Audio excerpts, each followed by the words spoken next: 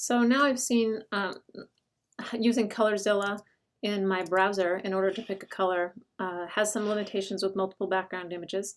So now let's see another option, which is to install a plugin into Brackets. The plugins are over here on the right hand side, and I'm going to switch to Available, and then I'm going to search in the search box for Color Picker, and I'm going to choose this one here and say Install. Close, close, and the palette shows up on the right hand side. So now let's head over to that seafloor JPEG, and I'm going to pick, I want something that will be similar to this bright blue here, so I'm going to go to the color palette and I'm going to scroll down and pick something like that. Click, and it gives me this this color, number 1 EBOCE. I guess I could copy to clipboard here, check it off and click this, and then if it's copied to the clipboard I should be able to paste it. So this is a link color. I want my links to be this color, so that's A. Paste, yeah, super. Save, refresh.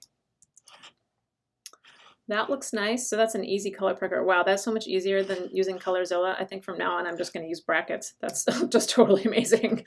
While I'm here, let's see what the gradient BG is like. I think maybe I have to click the color picker again. Yeah, it's a little bit tougher because we're in tiny, tiny, tiny view here. But if I get down to the very bottom and click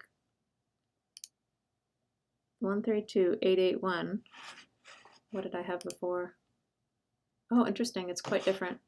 Let's try this one. 132881, 2 number signs. Save and refresh. That was better.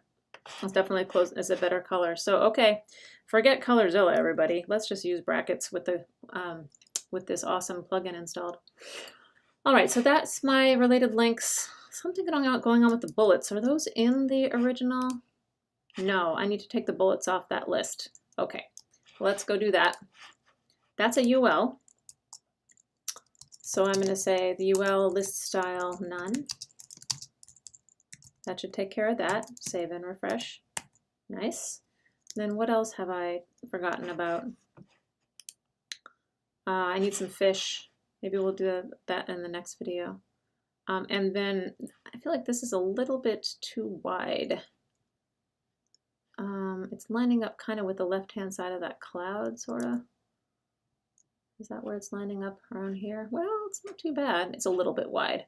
Maybe not that bad, though. 10 pixels off or something, 20 pixels off.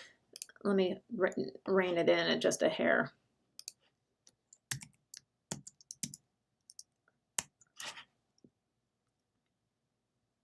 That makes the bottom look a bit nicer. How are we doing with that text at the top? Actually, that's exactly where it wrapped, so we'll call it good. That also makes the text long enough that it will push this bottom of the page down past the end of the gradient, so it will clean up that bottom of the seafloor picture so that it matches the gradient, which is nice. Okay, so in the next video, which I think will be a little long to tack on here, we'll put the fish here and we'll put the other fish here.